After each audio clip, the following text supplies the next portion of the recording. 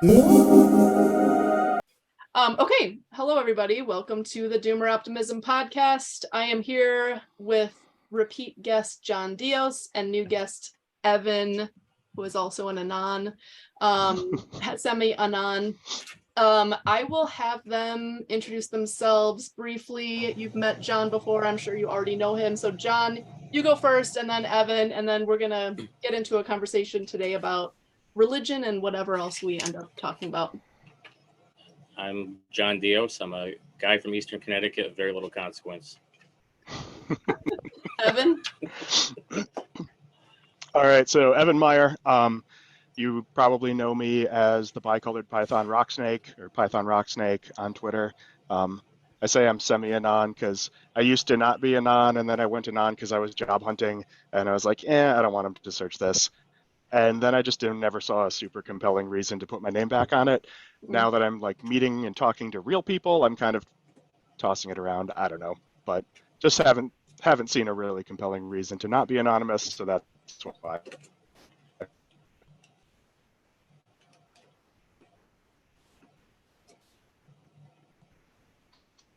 He froze up on my end. Yeah, he froze to me too. Okay. So I'm gonna wait a second and see if he pops back. If not, I can just jump in. Nope. Yep, there we are. Okay, yes. Sorry, continue. It's now. My God, the technology gods do not want us to have this conversation. Wow.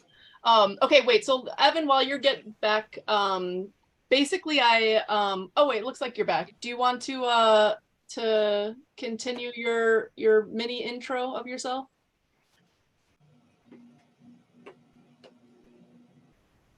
Yep. Sure. I forget I don't know where I cut off on you guys. But yeah, so I am, a aspiring homesteader, I guess is what I say in my bio, and got kind of hooked into the Doomer Optimists through that, and just connected with friends on Twitter who are interested in kind of the more resilient, more self-sufficient, self-reliant life, I suppose. I hate the self-sufficient term, and got connected through it that way. And I work a day job in supply chain, so I have opinions that make Doomer optimists cranky about supply chains. We could get into that at some point. Okay, so basically, I decided to organize this because I just feel like there's so much weird stuff happening on Twitter with regard to religion. Like, there are just normal people who are like normally religious. There are people who seem relatively normal to me, like John, who like were religious, raised religious, went away from it for a while, came back to it. And then there seems to be like a whole phenomenon of like very weird, like memed into religiosity people.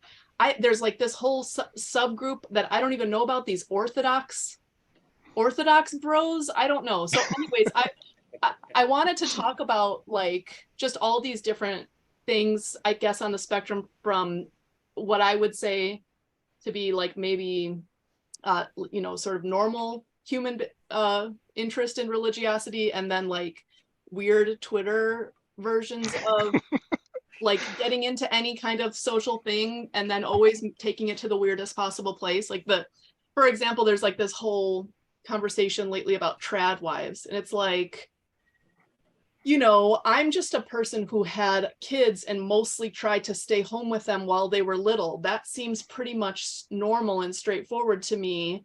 And I'm arguing with both people on the internet who think, who are saying motherhood is slavery, and people who are like, I asked my husband whether or not I can spend even $1. And I'm like, can anyone just be normal? And so anyways, this conversation is about that, like where we see all this stuff fitting in our own experiences. So maybe it would be good to just like talk a little bit about our own experiences with religion. And I'll just start by saying, I grew up in a Lutheran church in Chicago. My mom was more, I guess, not as much religious, but just felt that it was necessary to bring us to church as part of our upbringing. She's like German Swedish stock, so we went to the Lutheran church. She looked down on her parents looked down on my Irish Catholic dad, because the Catholics were like lower and the Lutherans were higher in their head. So that's just an interesting backstory. Then I went to Catholic high school, an all-girls Catholic school, and I thought that experience was super great. I liked the sex segregation, and I liked, yeah, I just liked going to a Catholic school. I thought it was wonderful. And then since then I haven't like been super religious, you know, basically went to college and fell in with people where atheism was more or less the norm. And then I haven't really like found, I'm open to being religious again, but I haven't really like found a church that I resonate with, if that makes sense. So that's where I'm basically at. I feel like religious stuff permeates my thinking quite a bit, but I'm not practicing. So maybe Evan, you can tell us your backstory first, and then we'll get John's.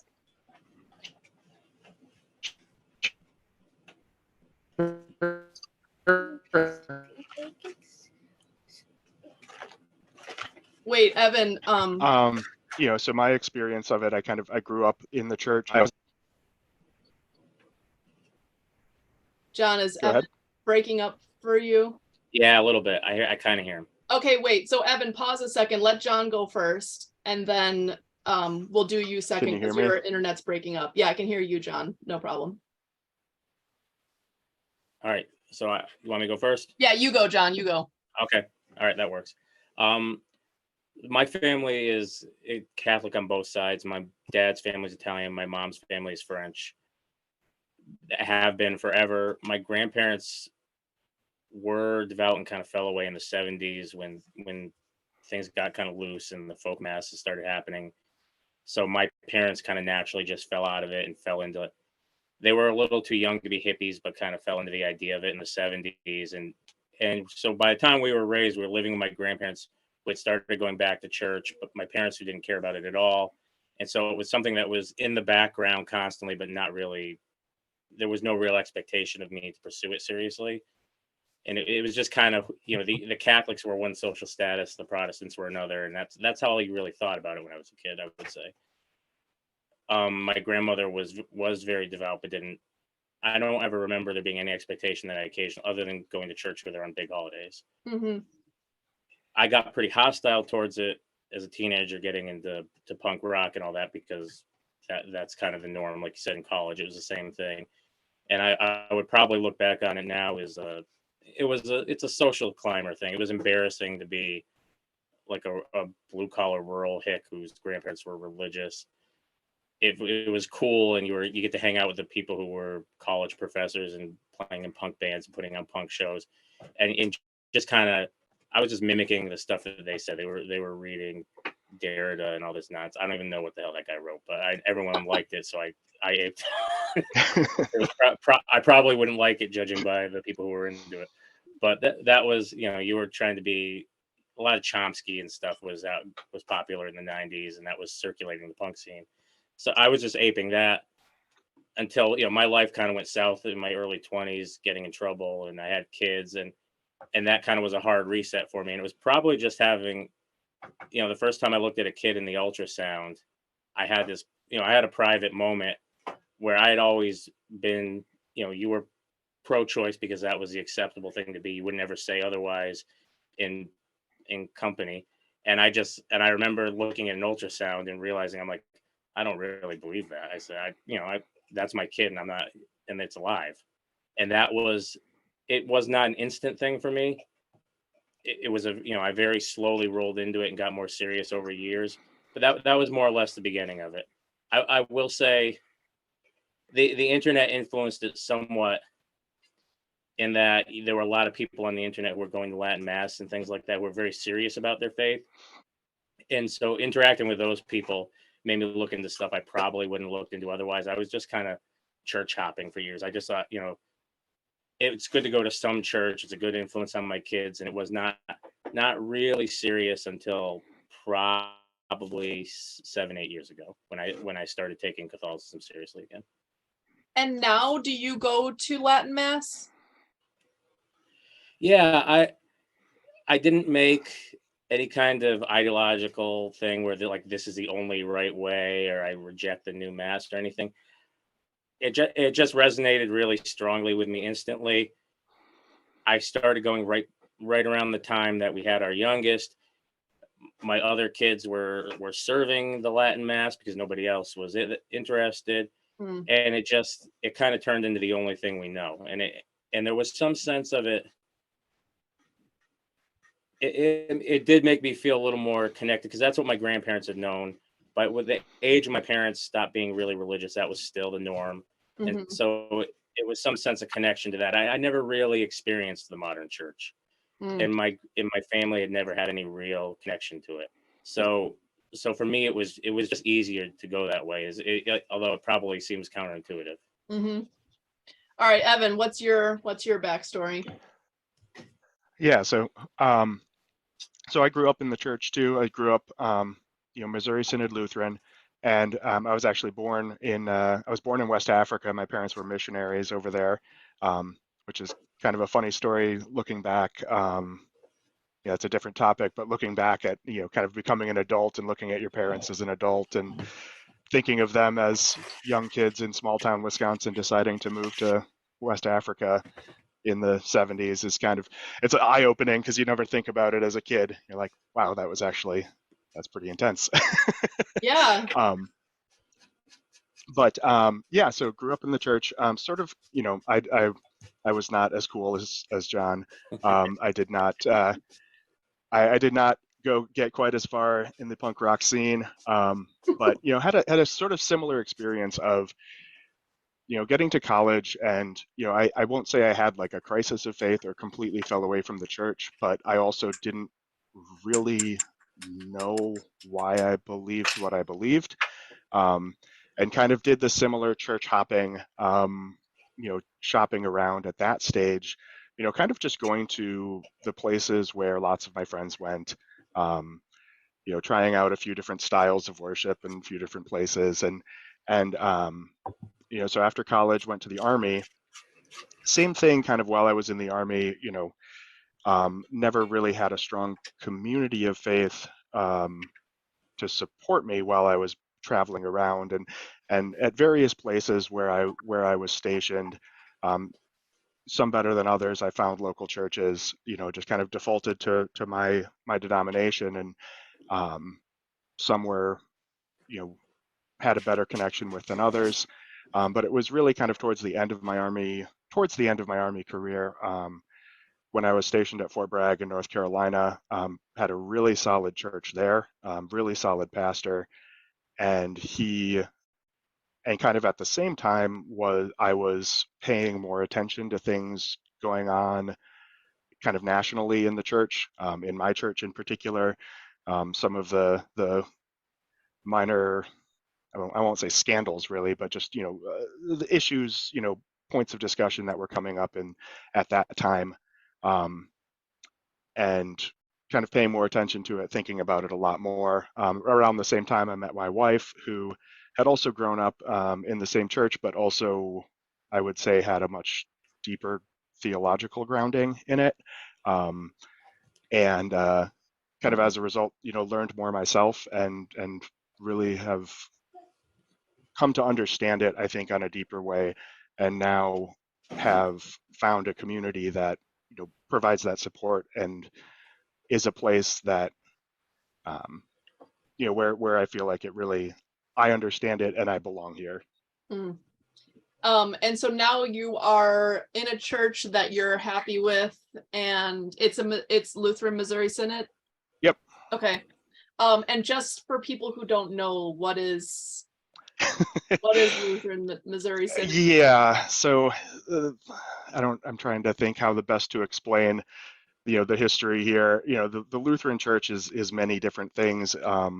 There's a number of different denominations in the U.S. The biggest one is the ELCA, the Evangelical Lutheran Church in America. That was mine, I think. Yeah. Mm-hmm. Which itself grew out of a number of different denominations that had kind of consolidated in the 20th century.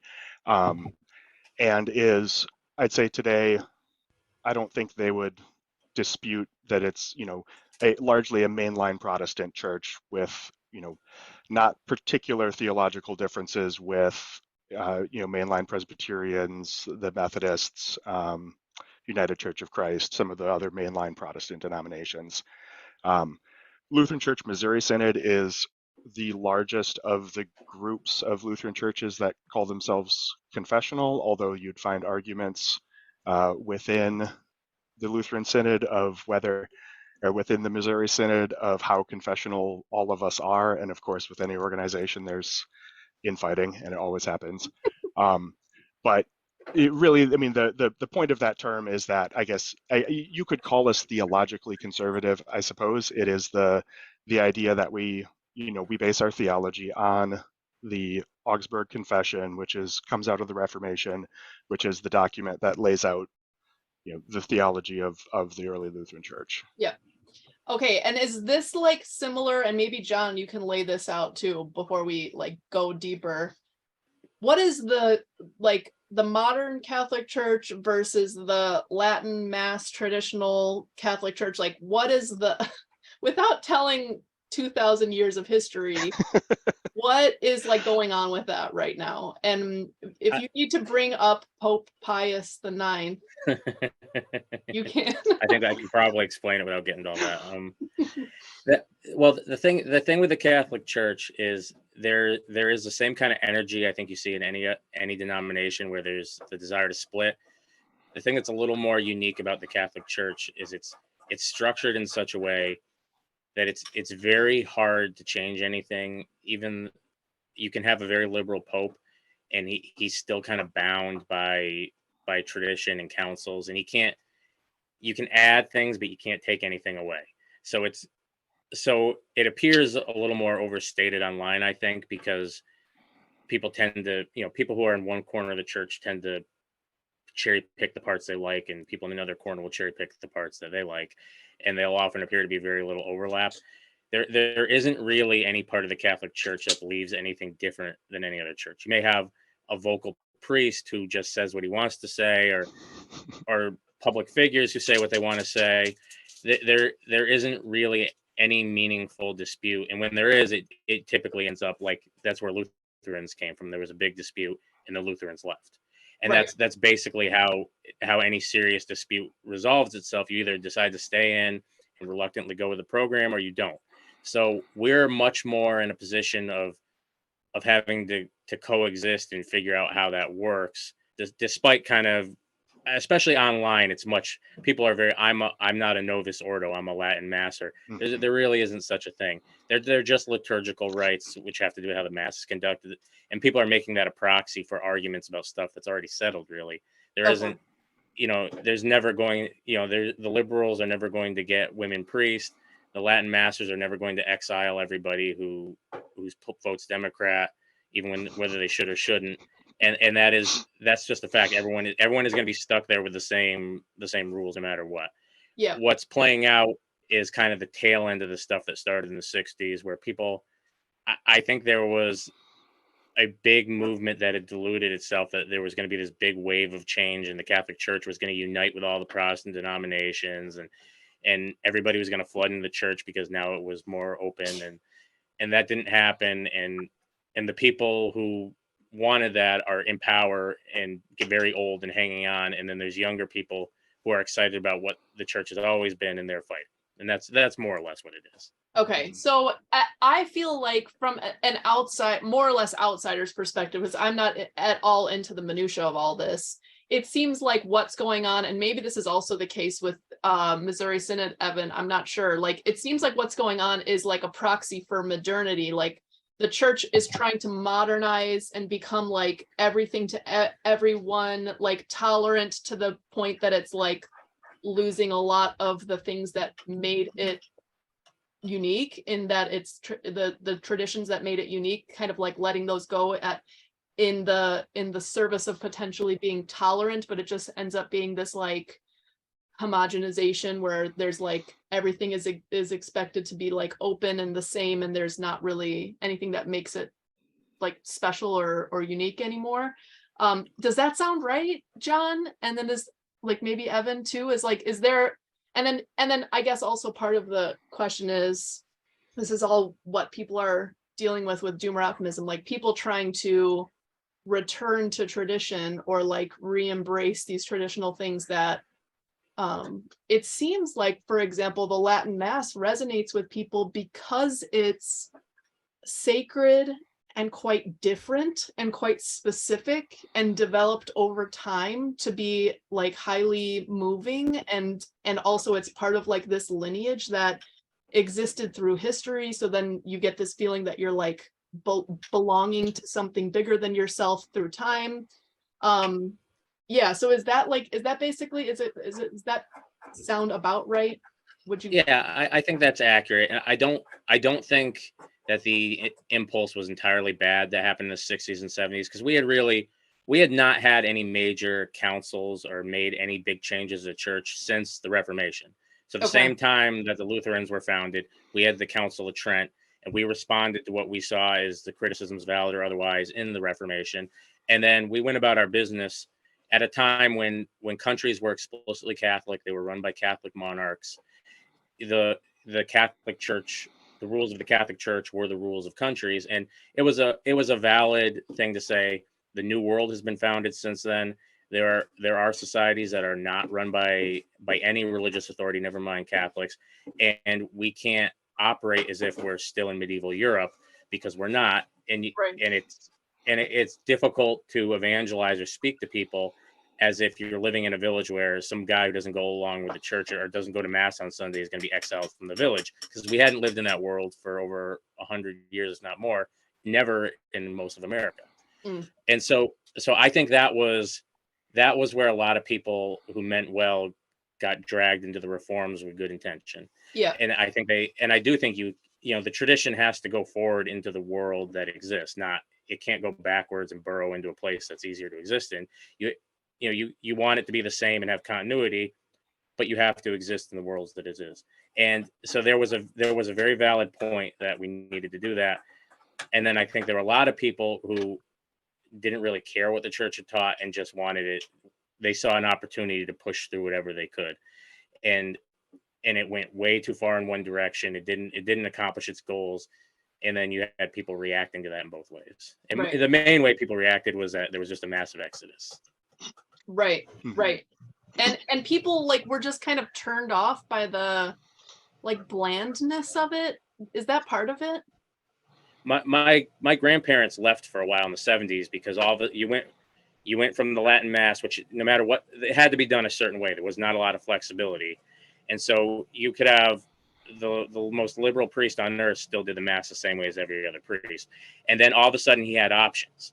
And so my grandparents went to Mass one day and there were guitars and they were communion was in a basket and everyone could just grab it with their hands. And you had been told never to touch it your entire life because it was the body of Christ. And all of a sudden it's like a party. And my grandparents went to that and they said, the church gave up, so do I. And that was kind of the attitude. And my grandmothers drifted back. My grandparents just said, what am I giving up my Sunday for?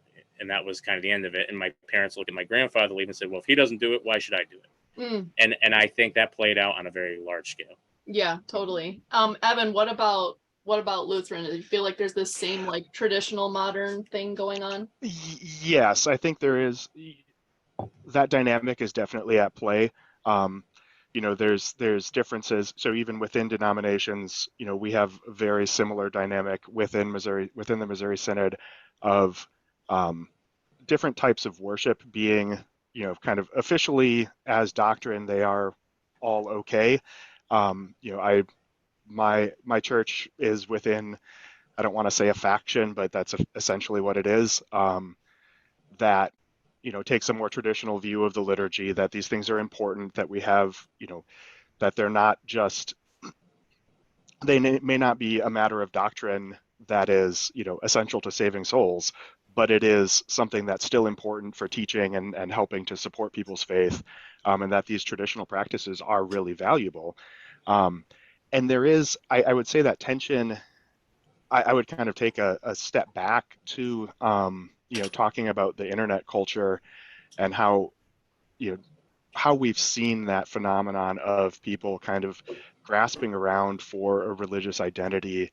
Um, that's something that makes me, I'm sensitive to as somebody who believes in the traditional worship, and the value of that.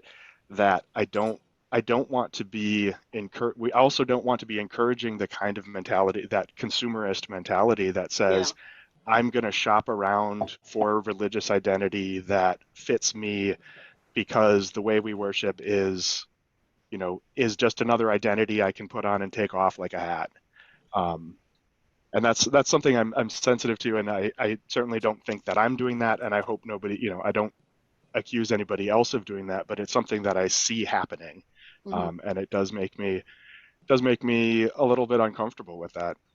Yeah, John, I wonder your take on this. Like, something I'm noticing is like, okay, so Paul Kingsnorth is like this famous environmentalist, atheist. Then he was like a pagan for a while, or like a druid or whatever. I don't know, one of those like nature religions. And now he's an Orthodox person. That's his religion. And I feel like, yeah, I mean, it's okay to evolve. It's okay to go through these different things. We're all modern people. But I also like wonder about, I don't know, like, for example, like these Orthodox bros. Maybe we can talk about that phenomenon as like the example of this. You guys both have followed this, and I feel like this is such a weird thing. They're like 17-year-olds or something, and they put the Orthodox in there, like the Orthodox like emoji in their name, and like, and then I don't know, like start getting into like detailed fights about like the history of the church. And then like Orthodox is also like an Eastern religion, and it's just like sort of weird to put on for somebody who, like, it's almost like the same as in the 90s people saying like I'm a Buddhist now, or whatever. It's like it's not really part of your lineage. Like, how much did this become like culture as a costume? I feel like the Orthodox thing is very internet fueled. Not, there is a real Orthodox tradition. I have people I work with, like old men who are Russian Orthodox, who are, they volunteer with me at work. And it's so weird talking to these guys and then seeing the parallel of how it exists online. And a lot of what I've seen, just because I've been on Twitter probably since like 2014, and you see these guys they get online, they decide they're mad at the way things are. They want to be trad. So they'll try out Catholicism. Then they'll go to a regular Latin mass. Then they don't like what the Pope says, so they'll go to a Latin mass that rejects the Pope. That won't be enough, and they'll go Orthodox. And it's almost like the Rod Dreher or whatever went from being Protestant to Catholic to Orthodox, and probably will end up Muslim or something. It's just guys who, it's never pure enough, and that's not really. There's nothing that's going to be pure. The church, whichever church you follow, was, most people believe, was founded by the apostles, and the apostles in the gospel screwed up like 50 times before the church was founded. They right before Jesus died, they were falling asleep when he asked them to pray. I mean, that's basically how, that tells you how it's going to go. Right. You can't expect it to be perfect, and it's not. And those guys keep trying to find something more pure.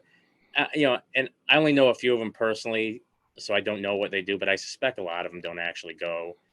When they do, I've known, like, they'll find an ethnic church like the Antiochian Orthodox Church, which had settled here 150 years ago and is barely it's on its last legs, and they'll just all show up and take it over, which is weird too, because it's really an ethnic church that exists to serve a certain ethnicity from a certain place, and it's strange. And I'm glad people find it wherever they can get it. And I hope, I do see sometimes guys kind of grow into it and they settle down and it's good for them.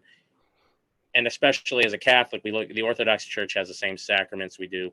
We believe most of what they do is legitimate, and our disagreements are mostly in hierarchy. So I'm very slow to criticize them, but I do think a lot of it it's immature, and it's just kind of grasping at things. Yeah. But like I said, I'm open-minded that maybe, you grow up, you have kids, you work, and the silliness kind of fades away. That's what I hope, at least. Evan, what do you think about that question? Yeah, I would agree entirely. It's not my place to judge anyone's heart in particular, in any particular case. And I do hope, that some of them have found true faith through this, and that wonderful, God be praised. Um, but certainly observing the phenomenon as a whole, I'm dubious how much of that is happening. But exactly, to that point about growing into it, um, as much as I personally can't suggest that somebody should embrace a faith as an instrumental thing just to get a community and to have a nice place to go and enjoy good music and all of that. At the same time, if you want to do that, you are entirely welcome, and we will be praying for you that the Holy Spirit works in you and you find real faith through that. Right. Like, that is how it happens often in many cases. So yeah, exactly. I mean, I'm not going to judge in particular, but I think that phenomenon, I think John had it exactly right, is that it's looking for a kind of purity and certainty in the human institution that we have not. I mean, Scripture doesn't tell us to expect that. Like, Right. we are not to expect that the institution is going to be perfect and get everything right. Yeah. Okay. So here's a question I have. This reminds me so much of like all these different purity tests that are out there, like on the internet specifically. And I'm just like, I'll just take like trad wives, for example. Just yesterday, not yesterday, like maybe 3 days ago, I was going back and forth with this woman who said motherhood is slavery. And I said, like, no, it's pretty much just like a normal thing to be a mother, and it's not really slavery. Like, look at all of human history. That's, whatever. And she said, how many kids do you have? And I said 3. And she said, oh my gosh, 3 whole kids. Like, you used any amount of birth control to control your fertility. So therefore you're not like a real trad, even though you're pretending to be a trad wife mother on the internet and blah, blah, blah. And I was like, oh my, who are you? Like, this is just such a weird thing, this phenomenon. And so I think I guess what I'm trying to bring it around to is when you get into these religious conversations, again, it becomes like, who's the real Catholic? Who's the real trad? Who's like, and there's all these purity tests. And I wonder, like, I think that's probably it's just an interesting impulse at first, but then what would be your like advice or description about how to move forward like a normal person? And how would it look like if you get into this situation and you're like starting to be Catholic and you're getting into these purity spirals? Like, John, you and I have talked before about like how a lot of times new converts will be like super zealous, and then eventually they like relax, and usually that's part of the rule of the church is to like not be like going around trying to convert other people when you're newly converted yourself, because you just need to like tone it down a little. But I guess like, yeah, there's the question is, you have an idea that religion might be right for you, and you have like this ideal in your head, but how it works in reality, it might be useful to talk through. Like, I know John and you and I have talked about how like accepting hierarchy is part of it, like accepting that the church is one thing, and to not, like decide that it has to be, whatever, that's not pure enough, whatever. So anyways, let's talk about how to so a lot of people will get into it, and the first thing they'll do is they'll go from living a life where they have no rules, and then they'll say there's all these rules, and they get really into trying to follow them, and they do find, I think it can be good for you, and it will.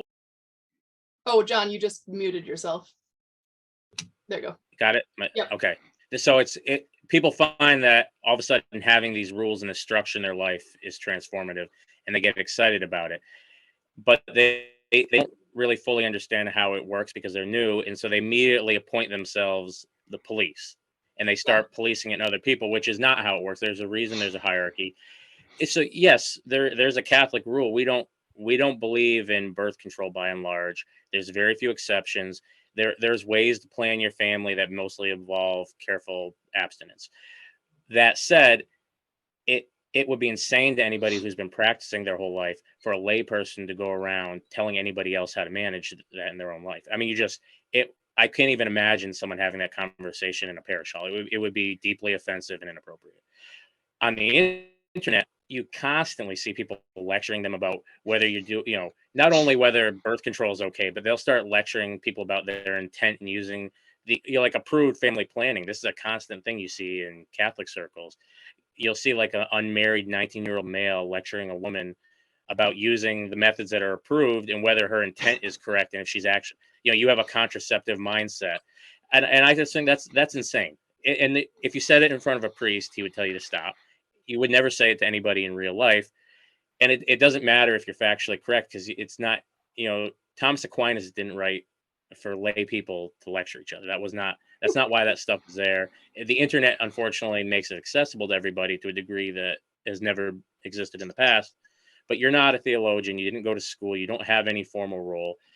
And I think ultimately in their excitement, it's off-putting. We can see that. And without calling anybody out, there's definitely been times when people have gotten very strident, very sudden, and then it kind of creates this backlash, and then everyone is like dunking on the trads, and it kind of goes back and forth, where you can be technically right and alienate everybody and be annoying still, and that's a problem, because not everything is your job.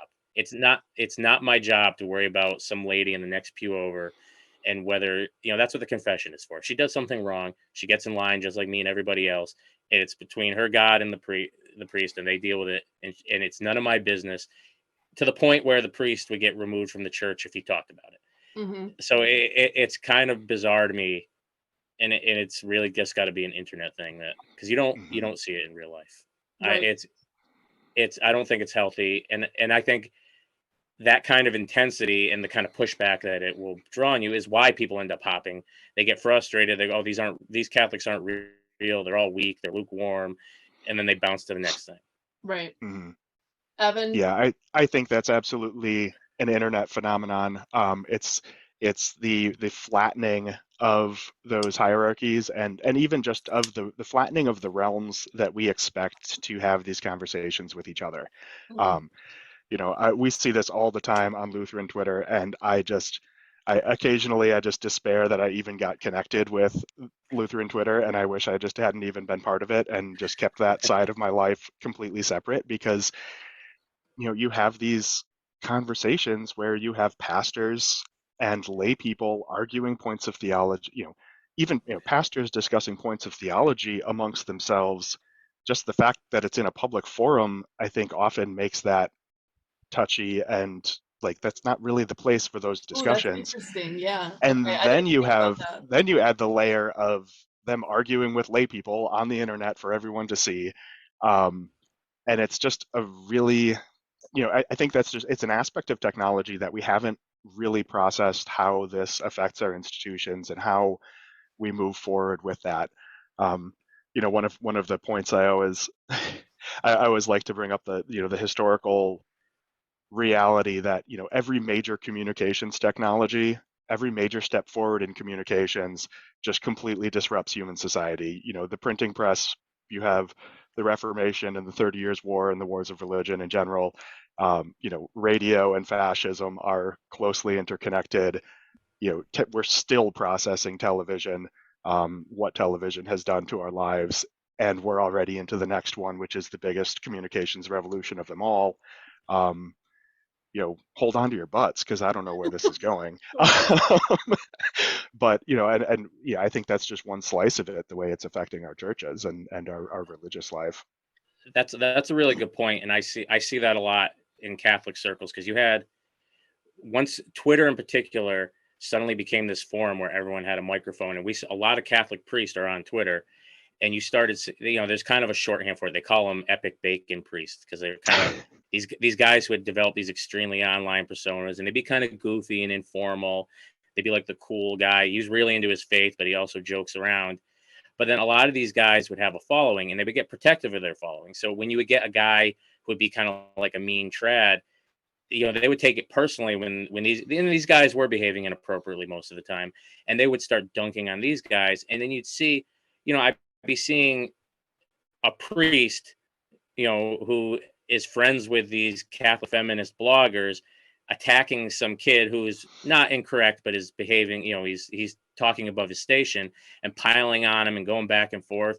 and you just step back and you look at it, and it's just awful. I'm like, I can't imagine somebody coming from outside and seeing, you know, somebody who is just converted and sees a guy with no context saying something that's true, getting piled on by a blogger and a priest and being called, and then the, you know, politics get into it and they're calling, you know, Nazis and liberals, and it's just awful. I can't, and none of it would ever happen in real life.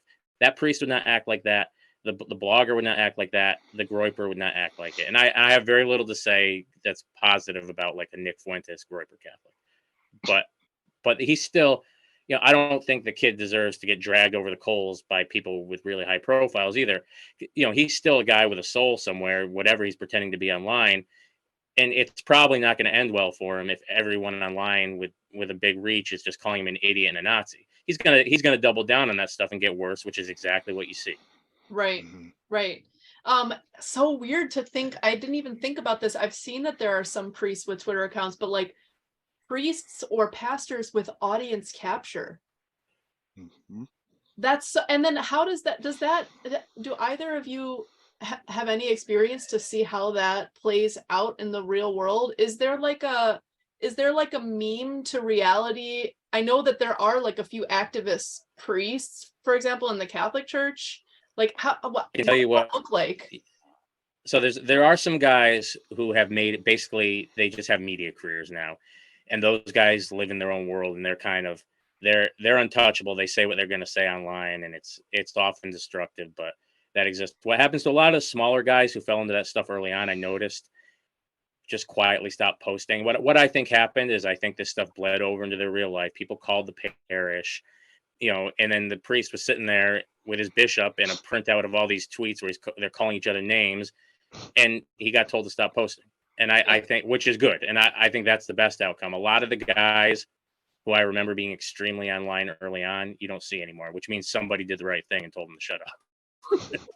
Wait, so I would like to hear both of you talk a little bit about part of it. I think that gets people drawn in is this idea of like, I'm going to be like different from the moderns, and I'm going to be and I think we already talked about this, like the pure aspect of it, but one thing that a lot of people aren't ready for is the hierarchy in terms of like, this only works if you are thoughtful about all the people in this organization in a way that like doesn't reflect poorly on us, and there are certain lines you just don't cross. Like, what is that? I don't know, how do you see that working out in practice, like this movement people get to, like, well, they really do have to just realize, like, yeah, it's not necessarily just all about, you know, purity. There is a sense where I have to be part of this community and think and be thoughtful about like being a member of this community, which means following certain rules.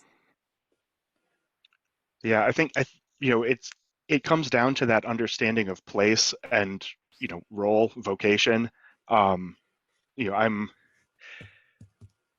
I have a little bit, it's not unorthodox, but I cringe a little bit at laymen getting very deeply interested in theology.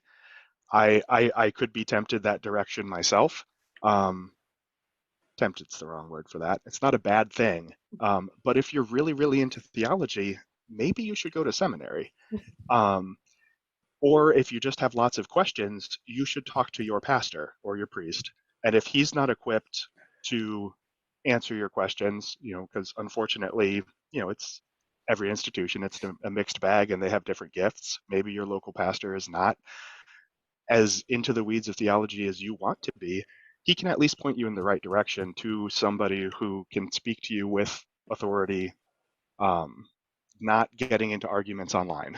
You know, and you do, and would you speak a little bit to like this, the way you see it is, it seems to me what you're describing is a lot of this information that gets passed on about how to be a good member of the religion is interpersonal and private. Like, it fits within relationships. Like, it should be a conversation between you and your priest and your church and the people in it, not like you're going off and reading all the original texts and interpreting them yourself in a room, but instead it's supposed to be like somewhat private and somewhat like interdependent, relational.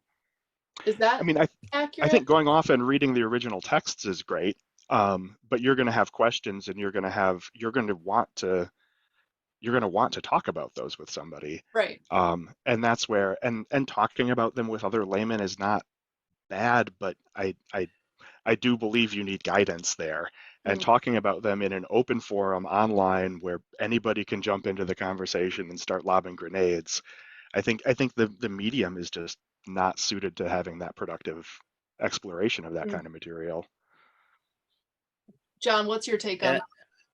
Yeah, I think there's a danger in this stuff because I know guys personally who get started running blogs as a side thing, and so then you start getting the content creation, and then they're especially guys who would talk about the Pope, and it would be like they get a lot of hits and feedback talking about some scandal the Pope said XYZ, and that becomes a feedback loop, and then they need to have something to talk about.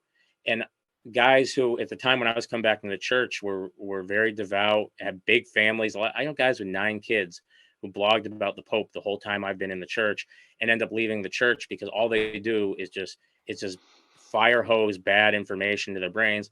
Some of it true. Half the time it's other clickbaiters saying something, and then you find out a week later that it was taken out of context or it was a rumor. But it doesn't matter if you do it every day, and they do. And I just can't imagine the chaos on a personal level of a guy with 9 kids whose whole life revolves around writing about his faith, who then in his mid 40s just gets frustrated and leaves the church, and he's got teenagers and adult children and all these people, their whole lives have been told that this is the most important thing, and all of a sudden dad hates the Pope, and how do you make sense of anything in the world when your life is revolved around it, and especially somebody who's focused on the purity side of it and been so stringent about it. And I can't imagine that some of those kids don't just go totally off the rails, right? When you do something. Yeah. And I guess one thing that seems pretty obvious to me is it seems like there are the people who seek it out for like to belong to something pure, as opposed to like the modern world, which is just like so chaotic and obviously like not working out very well for a lot of people. But then I think there's also the much more normal route is like just to go seek out some place where you have some rules and some regularity, like some structure where it's like every single week you've got contact with these similar people. They kind of keep guardrails on, they can help guide you when in the various ups and downs. They can attend your family functions, like that people will be there for your kids' baptism. And I wonder, like, I don't know, I guess I wonder if you have any stories of people converting that you've seen where just like the regularity and showing up and like being normal and interacting has like been the route to like more sanity for them. Right. That's kind of how I feel my path has been. I did get exposed to some of the stuff on the internet, but I got lucky in that I have a community where the Latin Mass started about 10 years ago there when access was opened up by the previous Pope. But that community had always been pretty healthy. They're in an ethnic Italian Irish neighborhood that's everything's within walking distance. And so that church never really had any kind of decline. The pastor was very good. The other priests who are stationed there have always been solid. The community has always been solid. There's not been there's no split between the regular Mass and the Latin Mass. It's pretty orthodox in theology all around. And so that was just kind of where I ended up, and that was very healthy for me. And if you started acting like you were on the internet, people would kind of, roll their eyes at you, and it would be a healthy thing. But at the same time, there's no one is ever encouraging you to bend the rules or not do what you're supposed to do. And that's why I will say a lot. I think it's commendable to homestead. I like living rural. All these things are great, but there are little old ladies in New York City who go to English Mass every single day. They have a routine, they pray, they have a good prayer life, they have a strong faith. And those people are doing absolutely fine, if not better than me. And a lot of people who are very idealistic, and it's not utopian anyway. It may not, the rest of their lives may be something that I would have difficulty tolerating, but spiritually they're in a perfectly fine place, and I don't think there's anything wrong with that. And I don't I think it's very dangerous to start seeing yourself as better than them because they don't live in the woods or they're not overly political or anything. I think that's important to keep in mind for me. Yeah, absolutely. I think, that respect for the community, what that brings. I can't think of any acquaintances in particular in my church. I mean, I know we have plenty of converts. I think most of them are probably converts from other Christian denominations. Um, but oftentimes looking, what does bring people in is looking for that, looking for the traditional liturgy and respecting that kind of that practice. But it's the community that does it. That last night we have my sister-in-law does monthly family movie nights in our church basement where we throw up a musical on the screen, and we watched Guys and Dolls last night, and we have Costco pizza and salads. And there were 4, 5 single guys in their 20s showed up to watch Guys and Dolls with a bunch of little kids running around on a Friday night. Like, how? It seems unbelievable. It is unbelievable to me when I think of my 20s, but it's creating a place where people have that community, is, and that's where kind of to tie it into, the bigger themes of Doomer optimism. Like, people talk a lot about, how do we make these communities? How do we make a place? How do we build a community where people have that kind of connection and support? And I'm like, I don't know that I feel like it's very hard to do it in a secular and artificial way. I kind of think you should just go to church. John, do you agree? Yeah, although I said, I came in the way I started first going to church. I think it was like a Unitarian Universalist meeting house when my daughter was very young.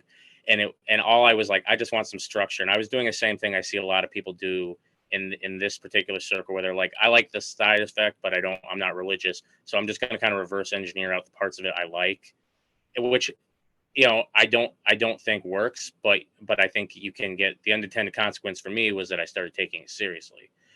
But I don't, at this point, I don't go to church because it produces a good end goal. I actually believe in that I'm doing it for the salvation of my soul. I believe literally what the church teaches, and I believe it's important for very spiritual reasons. I do, I believe in the Eucharist and all this stuff that had nothing to do with why I was in a Unitarian Universalist meeting house.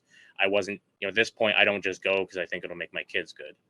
But I did get into it for that reason, and it ended up working out. And I think sometimes, I don't know how, I'm not sure what the Lutheran teaching is in this, but faith is a grace. So I just kind of put myself in a position where I wished I had faith, and then everything filled itself in. It wasn't really anything I did. I would just put myself in proximity into it and was willing, and it happened. And that for me worked.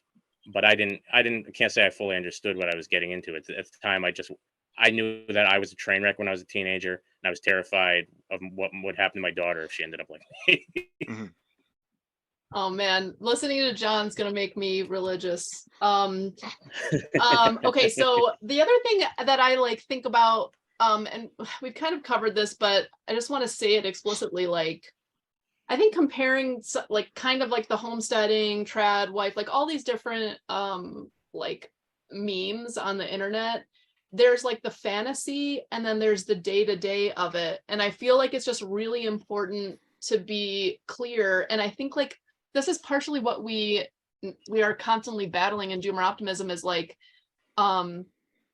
we get made fun of oh, you guys think homesteading, I don't know, there's all these arguments against homesteading, you think you're just gonna feed yourselves, or you're white supremacists, or you're I don't know, whatever the argument is, and that's just the fantasy of it, as opposed to the day-to-day and what you guys are describing with religion. But it's true with even just something as small as keeping chickens.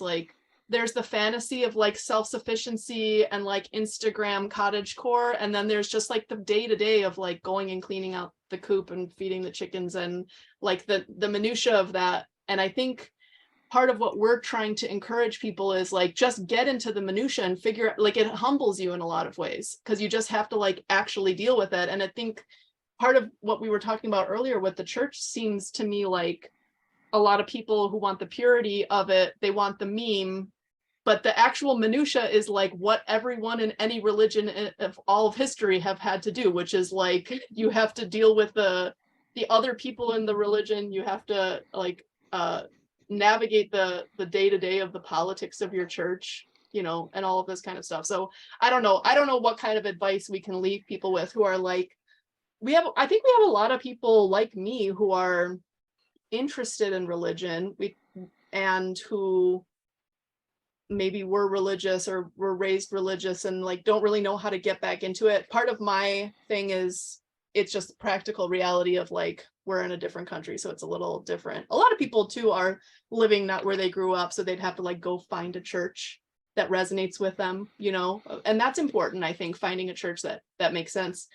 The other thing I would say, and I don't know whether or not you guys agree with me, is I prefer to like to navigate like little by little and see what resonates with me rather than like try it all on at once. I don't know if that's good advice or not. And the other thing that I would say is look in your own like heritage before jumping into like this religion that would be totally different from how you were raised. That I would say look there first, you know, as opposed to like me, I grew up Lutheran and Catholic. I don't think I should start by looking at Buddhism or even Orthodoxy. Like, I think it's smart to think about looking at your own heritage, because it just something you understand deeply, almost in your bones, because you were raised with it, as opposed to like trying on Orthodoxy. There's like a whole subset of, I don't know, cultural things that I don't even understand to be able to practice that religion. I don't know if you guys agree with that,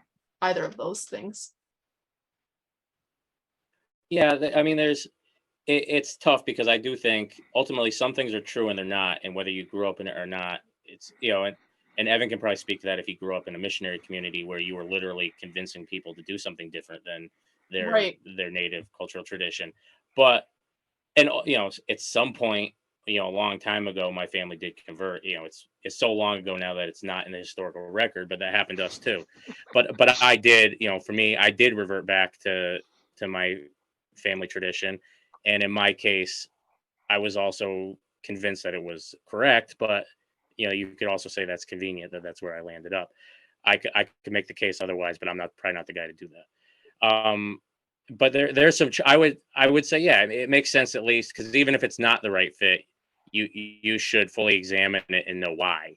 And I think, I don't know, I have a very hard time making any sense of why a Westerner would just jump into Buddhism or something, other than the fact that it's not a Western tradition and they have some kind of hang up about doing what's Western. Yeah. And I think that seems like a very flawed reason. And maybe that's the fundamental flaw, is if you're reacting against where you came up from, that's no different than why I was getting into punk rock and Noam Chomsky.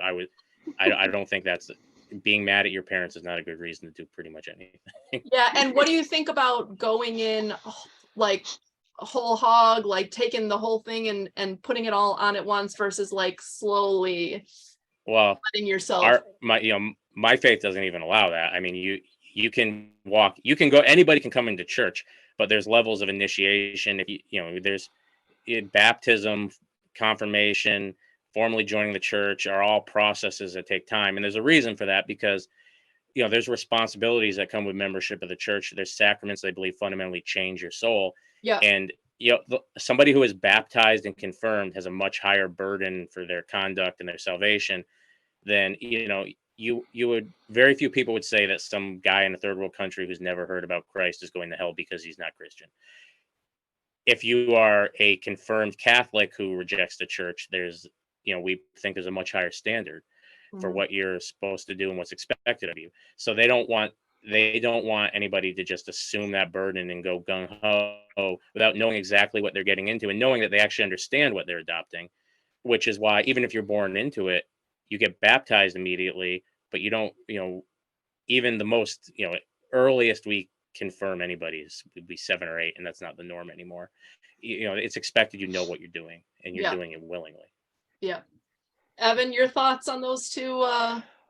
Yeah, I guess on the jumping in point, I think, I guess it depends what you think of as fully immersing yourself in it. But I'd say the base level is showing up to weekly worship. That is the first toe in. That's not jumping in whole hog. That's just dipping your toes in the water. That there's so many more levels of immersion in the faith that I think if people are starting, certainly by all means show up. Just I'm not going to turn anyone away if they say I don't feel like I can commit to anything other than just showing up to a Sunday service and giving it a try. By all means do that. But it is also, understand that is just dipping the toe. That there's so much more depth of practice in the faith, in being part of the faith community, that goes beyond that. And then what do you think about, I mean, I guess John makes an interesting point. You were a missionary kid. Like, what do you think about having people convert who that's not their cultural heritage? Yeah, and that's where I'm with John too. It's like I think this is true. I think this is as true for somebody in a country with no history of no history before now of the Christian faith, as it is for somebody, a Palestinian Christian who's been a Christian since the first, in a Christian culture since the first century. I think so. I don't, I will say, my family's experience, we were in a country that had experienced the first wave of missionaries more than 100 years ago. We were there as partners serving a local church that wanted our help with projects.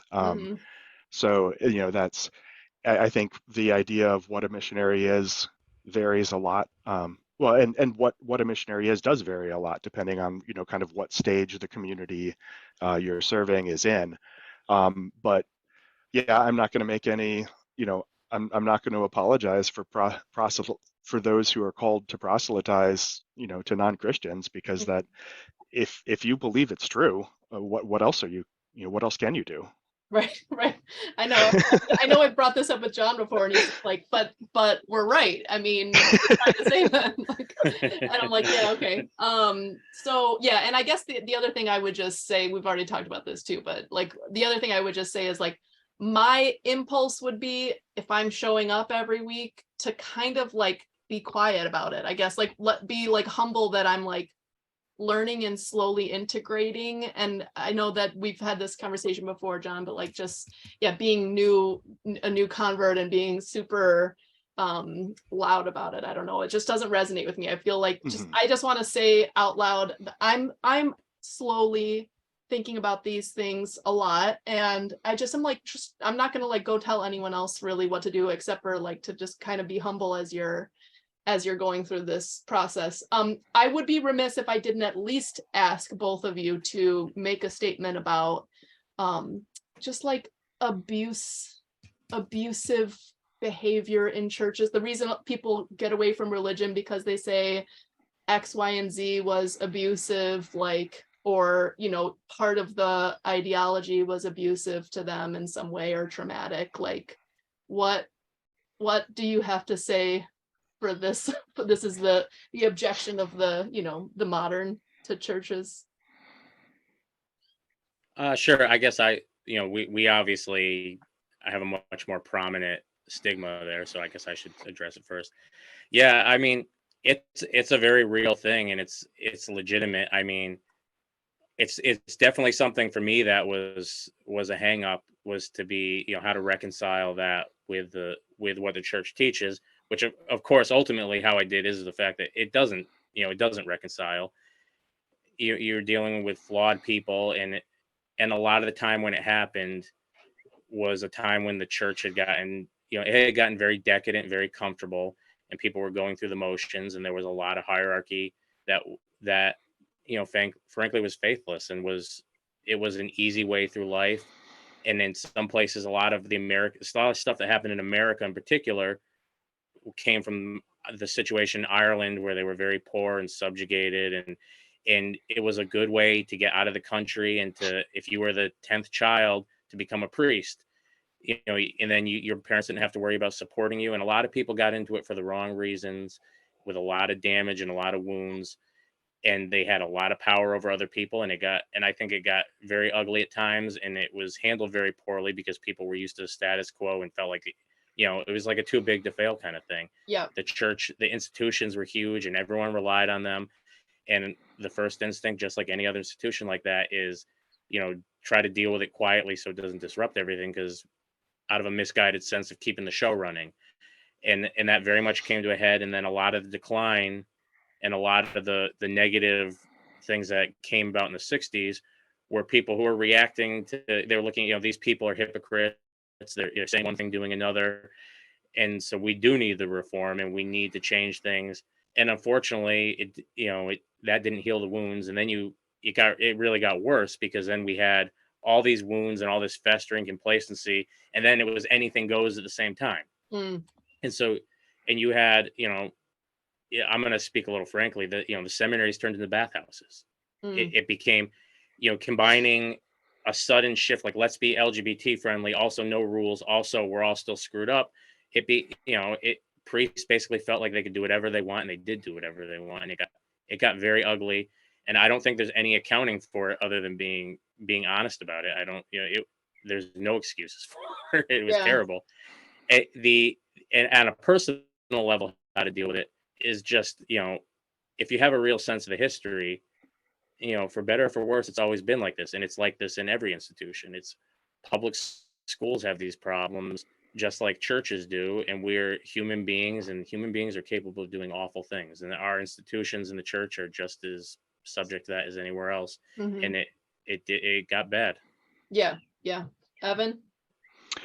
Yeah, I mean, the same reality exists in, sin is real. Humans are broken.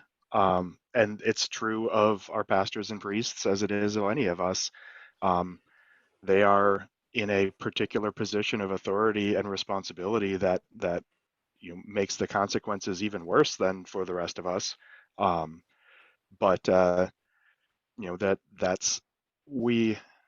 We're not promised that the church on earth is going to be a flawless institution. That's why our various churches have, we have means, we have processes within the church to deal with these kinds of issues. And unfortunately, sometimes those processes have broken down or not been followed properly. But the fact that those process exists is is testament that we understand that people are going to fail and people are going to do horrible things. And that's reality. You're not going to, to bring it big picture. I mean, doomer optimism to me is about anti-utopianism. Mm-hmm. And that's the same thing in religion, that you have to recognize that on earth, in this life, we are not going to find a perfect institution. Mm-hmm. Yeah. I will to piggyback off of something Evan said.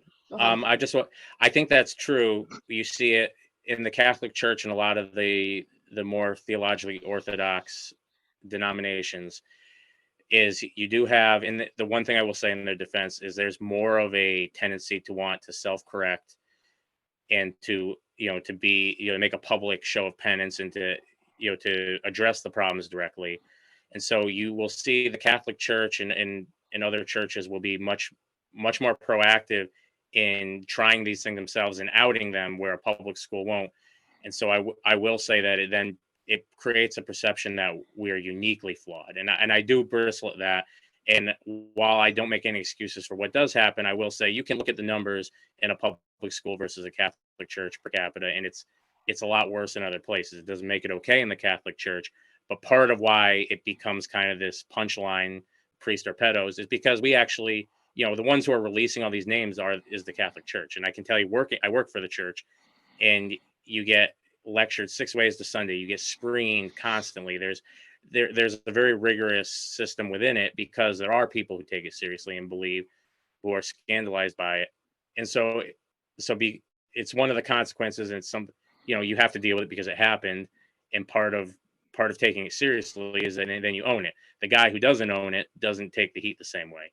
Right. And there are a lot of institutions in this world that don't own it, and so they don't have to get criticized in the same way, which does irk me. But at the same time, that goes with it. If we're going to atone for something wrong, we can't bellyache about the fact that people get mad at us for something wrong happening. Yeah.